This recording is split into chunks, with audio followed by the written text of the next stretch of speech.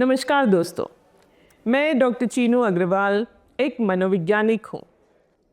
मन हम सबके पास है और इसलिए मन का विज्ञान जानना हम सबके लिए बहुत ज़रूरी है। आज के इस सत्र में हमारे साथ जो मेहमान जुड़ी हैं उनका नाम है डॉक्टर मंजुला पूजा श्रॉफ। अपने बारे में और अधिक जानकारी हम उन्हीं से लेते हैं। मैं गुजरात से बिलोंग करती हूँ। अहमदाबाद में हमारी एक ग्रुप ऑफ स्कूल्स हैं कॉल्ड कैलोरेक्स ग्रुप। 60 इंस्टीट्यूशंस हैं फ्रॉम KG to 12। साउथ में काम करते हैं, बहुत सारे स्टेट्स में काम करते हैं। एंड पिछले 5 साल post COVID I started to expand थोड़ा सा। हम school operation, school management, academic development, academic excellence में बहुत साल काम करके कंट्रीब्यूट कर चुके हैं। It was time to do something new, so I am acclaimed, so-called acclaimed bestseller author for 2 books on parenting. हाल में after COVID I started working on parenting. मुझे बहुत एक जैसे जैसे हमने एडवांस किया in academics, I fail this gap जो कि पेरेंट्स, टीचर्स और बच्चों में है, खास करके आजकल के बच्चों में। And that's where parenting solutions पे हाल में हमने बहुत काम किया है 3-4 साल में। एंड इसी सिलसिले में आज यहीं पे हूँ। तो डॉक्टर मंजुला, आप नीसा से कब से जुड़ी हैं? जुड़ी तो मैं कुलभूषण जी के साथ हूँ। I think he stands for NISA, NISA is Kulbhushan ji is NISA, but I know that there are many members. अब जैसे जैसे मैं कॉन्फ्रेंसेस में आने लगी हूँ, बाकी सबसे भी मिलने की अपॉर्चुनिटीज मिले हैं। कुलभूषण जी से मैं I think I met him first in Delhi, ऐसे ही कुछ कॉन्फ्रेंस में और एक पॉलिसी पेपर में। एंड पता है कैसे होता है, जब आप एक जैसे विचार रखते हैं, या तो आप समाज के लिए एक सोच रखते हैं कि परिवर्तन कैसे लिया जाए और अपलिफ्टमेंट कैसे ले, और इट्स बियॉन्ड जस्ट कॉमर्स, तो आप ऑटोमेटिकली चलते चले जाते हैं। सही बात है, right? So this is my third event in NISA. Very good. itself. So And you would be surprised that this is my first event with Nisa. देखिए So आपसे मिलकर बहुत खुशी हुई और मैं आपसे पेरेंटिंग के आपके काम के बारे में जानने के लिए बहुत उत्सुक हूँ कि आपने बिल्कुल अपने एकेडमिक काम में इतने सारे काम होते होंगे, इतने सारे चैलेंजेस होते होंगे, उसमें पेरेंटिंग को कैसे आपके मन में आया कि मैं पेरेंटिंग को चुनूं और पेरेंटिंग के ऊपर काम करूं? देखिए, मैं एक मैनेजमेंट स्टूडेंट हूँ। मैं Indian institute of management Ahmedabad से, आई एम एन एलुमनाई। हमें इन मैनेजमेंट क्लास सिखाया जाता था दैट हर एक चीज़ का एक रूट कॉज होता है। और बच्चों की, हम सारे एजुकेटर्स हैं, टीचर्स हैं, बच्चों की परवरिश हमारे हाथ में है। हम कभी कभी साइंस और मैथ्स जब पढ़ाते हैं ये भूल जाते हैं कि बच्चे एक क्ले जैसे हैं, पता है, हमारे हाथों में हम उनको स्कल्पचर बनाते हैं। They actually make a painting बोलो, स्कल्पचर बोलो, ऑफ द चाइल्ड, अपने हाथों से बनाते हैं। पर टीचर्स ये भूल जाते हैं। यू नो, आए दिन वो अपना mundane subject, administration, marks, curriculum, syllabus, correction कर करके थक जाते हैं टीचर। बच्चों की परवरिश आम काम नहीं है। एक पूरी पर्सनालिटी को हम शेप करते हैं, डेवलप करते हैं, उनकी वैल्यू सिस्टम्स, उनकी सोच, वो आगे जाके किस तरह से सिटीजन्स बनेंगे, ये सब हमारे हाथ में है। और इतनी बड़ी जिम्मेदारी आई डोंट थिंक टीचर्स उठा पाएंगे जब तक हम पेरेंट्स के साथ ना काम करें। दूसरी बात, एक्चुअली तो डीएनए और क्रोमोसोम पेरेंट्स आते हैं। आप क्लिनिकल साइकोलॉजिस्ट हैं, आप ये बहुत अच्छी तरह समझेंगे। डीएनए, क्रोमोसोम एंड एनवायरनमेंट जो कि एक्चुअली शेप करता है एक इंडिविजुअल को और ब्रेन्स को, इसको हम नर्चर और नेचर का कहते हैं। जो आपने बात करी उसको हम साइकोलॉजी में कहते हैं टाबुला रासा। करेक्ट। डॉक्टर वॉटसन जो थे बिहेवियर थेरेपिस्ट, उन्होंने कहा कि बच्चे जो हैं वो एक टाबुला रासा की तरह हैं और हम एक प्लेन स्लेट पे we can develop and we can do whatever. और उसके बाद फिर बहुत सारे लोग आए, जैसे स्किनर आए, फिर उसके बाद शॉन पियाजे आए, फिर बहुत सारे ऐसे मनोवैज्ञानिक आए जिन्होंने बच्चों की परवरिश के ऊपर बहुत सारा काम किया और उन्होंने हमें बताया कि बच्चों की परवरिश में वे खुद, उनका एनवायरनमेंट और बहुत सारे ऐसे फैक्टर्स जो पहले अननोन थे वो इसमें इन्वॉल्व हैं। जैसे डॉक्टर शॉन पियाजे पहले ऐसे व्यक्ति थे जिन्होंने इंटेलिजेंस टेस्ट बनाई अल्फ्रेड बिनेट की लेबोरेटरी में, और उन्होंने कहा कि बच्चे कौन से आंसर सही कर रहे हैं उसमें मुझे इंटरेस्ट नहीं है, कौन से गलत कर रहे हैं उसमें मुझे इंटरेस्ट है। And he came out with the concept of assimilating and accommodating. जो आप एकेडमिशियन हैं तो हमने देखा है, सुना है, सब कुछ किया है। मुझे इस बात की बहुत ही खुशी है कि आप जैसी एकेडमिशियन ने पेरेंट्स के ऊपर काम करने का सोचा, और आपकी सेंसिटिविटी है ये कि आपने ये सोचा कि parents should be involved in the academics and you thought कि this bond is of interest for the child's development. मैं आपसे अगला सवाल ये करना चाहती हूँ कि जब हमने पेरेंट्स को चुना तो पेरेंट्स का कैसा रिस्पांस था, उनका क्या रिएक्शन था आपके काम के प्रति?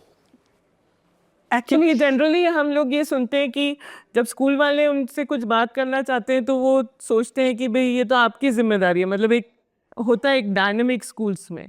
देखिए क्योंकि हम 30 ईयर्स से काम कर रहे हैं इस फील्ड में, I have seen many changes. एक ज़माना वो था जब टीचर्स स्कूल के गेट के बाहर रहते थे और एक there was a disconnect between teacher and parent. Teachers trust नहीं करते थे और सब कुछ टीचर पे छोड़ देते थे। Parents used to think that एक बार हम अच्छे स्कूल में दाखिल कर दें, हमारे रिस्पॉन्सिबिलिटी, जिम्मेदारी खत्म। एक दूसरा दौर आया when थोड़ा बहुत इंटरेक्शन होने लगा, where पेरेंट्स पीटीएम बोलो आप, या एनुअल डे, स्पोर्ट्स डेज में, वॉलंटियरिंग वर्क में, कुकरी क्लासेस में, वो सारे, और इवन प्रॉक्सी क्लासेस में जब टीचर्स पेरेंट्स को बुलाते थे, सो पेरेंट्स को थोड़ी विजिबिलिटी स्कूल रूम्स में होने लगी। जब इंटरनेशनल स्कूल्स में तो और भी थोड़ा विजिबिलिटी है, मैं नेशनल स्कूल की बात कर रही थी।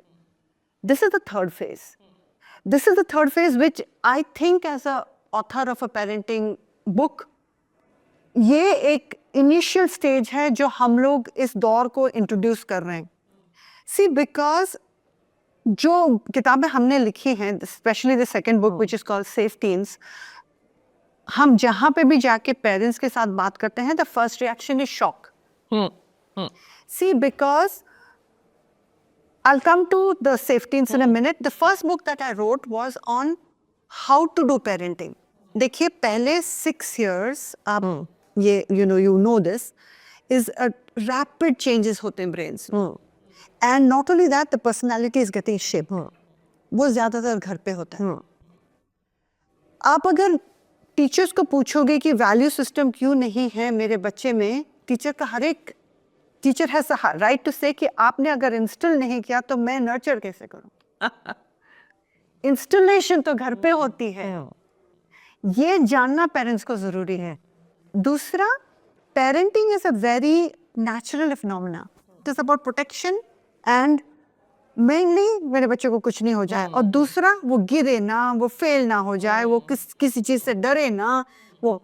सो the first book we wrote is a lot on आप बच्चों को fears जो हैं बच्चों, how will you deal with that, because fears are a reality, और that book has about 36 kinds of fears, जिसकी awareness हम parenting में लाने की कोशिश कर रहे हैं, that through conversations जैसे हम बात कर रहे हैं, you can remove fears, you can, because it's like tabula rasa is, it's amazing that आपने tabula rasa की जिक्र की।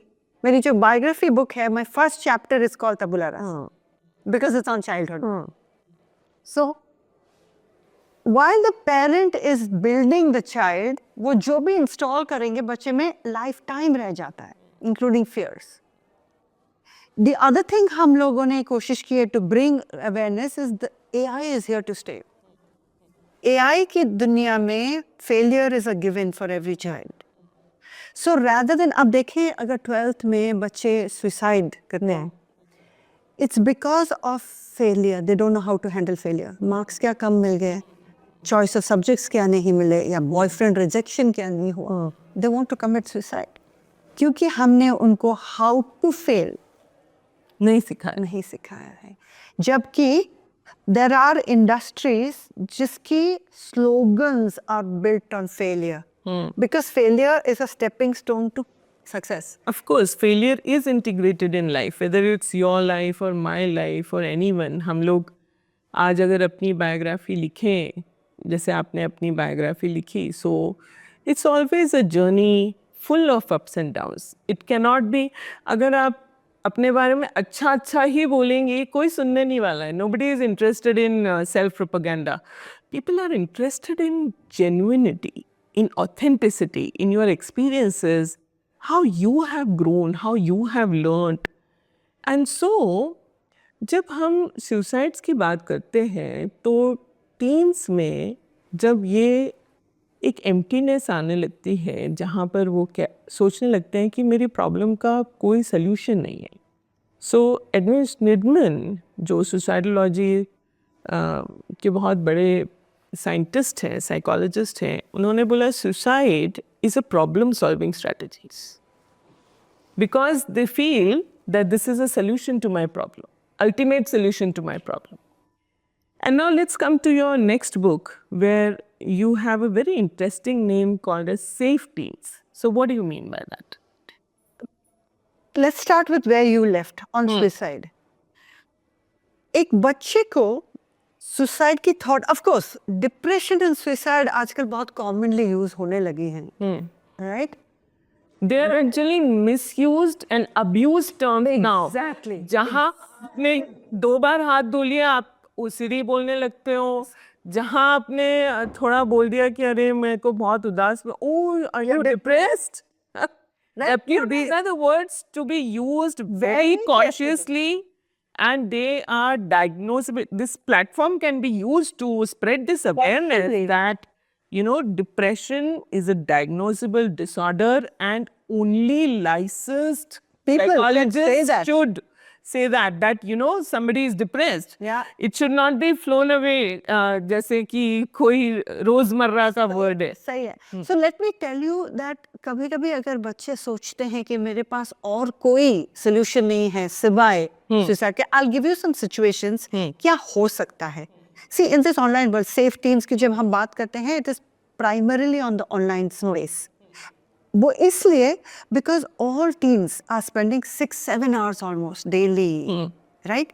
Now, एक तो जो physical changes या biological changes होते हैं in the brain because of that is a very big conversation. Because there was a case जहाँ पे एक adult due to gaming 5-6 घंटे की gaming after he did an MRI, he actually passed out or something and they did the MRI. MRI में उनकी brain की actually changes हो चुकी थे because of screen time. Now if this can happen to an adult, you can imagine teen का जो brain है वो fully developed yet नहीं है. डॉक्टर मंजुला, आपने बताया कि एक अडल्ट में इतने चेंजेस हुए एमआरआई में, तो टीन्स का तो अभी ब्रेन उतना डेवलप्ड है भी नहीं because of you know we were discussing कि हार्मोनल सर्जेस हो रहे हैं, अभी उनका एक ट्रांजिशन पीरियड है. तो उनमें तो लाजमी है कि इस तरह के एक्सपोजर से, और अब तो बहुत ज़्यादा रिसर्च एविडेंस हमारे पास है. WHO ने भी एक गाइडलाइंस निकाल दी है स्क्रीन टाइम की कि कितना स्क्रीन टाइम किस एज में करेक्ट होना चाहिए. तो सेफ टीन्स में आप इसके बारे में क्या कह रही हैं? राइट. सो हमने जो जिक्र की सुसाइड की, जहाँ पे एक टीनेजर को लगता है दैट सिवाय सुसाइड मेरे पास और कोई ऑप्शंस नहीं है. समटाइम्स ये जो ऑनलाइन वर्ल्ड है जहाँ पे वो लोग 6-7 घंटा बिताते हैं, it becomes almost real for them. Okay? वो ब्लर हो जाता है रियल और वर्चुअल सा। Especially because they are so young, जो हम बोलते हैं ना real versus real, Real, हाँ। उन्हें नहीं पता चलता. 1, 2, जिस तरह की वो challenges झेलते हैं इस young age में, शायद ही कोई adult भी झेल सके. Now let me give you, online relationships बहुत rampant. ऑनलाइन रिलेशनशिप जब ब्रेकअप होता है ना, तो रिवेंज और रिजेक्शन बच्चे हैंडल नहीं कर पाते. ऑन टॉप ऑफ दैट एक थर्ड पार्टी सिचुएशन ऑनलाइन हमेशा बनती रहती है. जब वो थर्ड पार्टी सिचुएशन बनती है, यू कैन इमेजिन जिसके क्या बीतता है अगर बच्ची में रिजेक्शन हो रहा है. So take a boy and a girl, they broke up, girl has been rejected, the boy is seeing somebody else online, सब कुछ होना ना. ये जो गर्ल रिजेक्टेड है, ये ट्राइपार्टाइट में पार्टी है, but now she is seeing his attention somewhere else. She is 13. उसके पास क्या लाइफ लेसन्स हैं to deal with this third party situation. Exactly. 1, 2, she doesn't know how to deal with revenge. वो एक very raw way एक तो वो है जो raw emotions निकलते हैं. Second, because of ये जो in so many fake IDs हैं, वो लोग साइबर सेक्स, सेक्सटिंग सब कुछ होना है one way. इसके वजह से बहुत सारा ब्लैकमेल, बहुत सारा एक्सटॉर्शन होते हैं. Now, if a girl or a boy, either of them are being blackmailed, से किसी के पास जा नहीं सकते, किसी के साथ बात नहीं कर सकते, घर में उनकी कोई समझेगा नहीं, वो जानते हैं कि सोसाइटी में बदनाम होंगे. अगर किसी के पास उनके सेमी न्यूड या न्यूड फोटोज हैं, वो बच्चे क्या करेंगे? उसको लगता है सिवाय suicide there is no. See it is the fault of society. हमने ये नहीं बताया है कि you can come to the parent, you can go to the teacher, you can go to a counsellor, somebody will look Space. वो नहीं है, वो नहीं. और हम बहुत जजमेंटल हैं. आप टीचर हो, आप बड़े हो, आप सिस्टर हो, आप अंकल हो, आप जो भी हो, आप जजमेंटल हो. तो ये जो किताब आपने लिखी है, are you aiming it at the teenagers or the parents of the teenagers? Both. Both. So earlier we started to talk to the parents actually and the teachers, because even teachers को समझना जरूरी है कि आप कि ऐसे में क्या कहें और environment बनाए कि बच्चे आपके पास खुल के आ बात सके. कर सके. See, वो environment is very important. अगर बच्चे safe feel करें तो ही बात करेंगे ना. आपकी बात को बड़े करते हुए मैं एक उदाहरण के साथ इतनी अच्छी इस इंटरेस्टिंग चर्चा को यहाँ विराम दूंगी. एक साइकोलॉजिस्ट हैं जिनका अभी अभी देहांत हुआ. उनका नाम है डॉक्टर सू जॉनसन. डॉक्टर सू जॉनसन ने रिलेशनशिप थेरेपी में बहुत काम किया, रिवोल्यूशनरी काम किया, और मैं बहुत प्रिविलेज्ड हूँ कि मैं उनकी स्टूडेंट हूँ. उन्होंने रिलेशनशिप्स के बारे में क्या कहा, हम रिलेशनशिप में क्या चाहते हैं? उन्होंने कहा, safe haven, secure connection. In any relationship, we are looking for safe spaces. And I'm so proud of an academician doing such work where she thought of providing this idea of safety to teens, to parents, and to teenagers.